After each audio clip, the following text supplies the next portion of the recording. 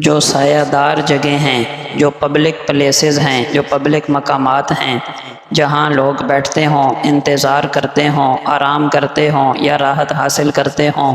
جیسے bus stop ہے یا جیسے ریلوے اسٹیشن ہے یا جیسے پارک ہیں یا جیسے درخت کے نیچے ٹھنڈی چھاؤں ہے وغیرہ،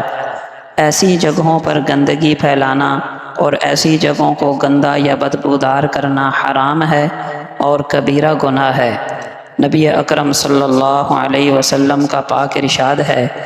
اتقوا الملاعن الثلاث، 3 لعنت والے کاموں سے بچو۔ قیل مل ملاعن یا رسول اللہ، کسی نے کہا اے اللہ کے رسول وہ 3 لعنت والے کام کون سے ہیں؟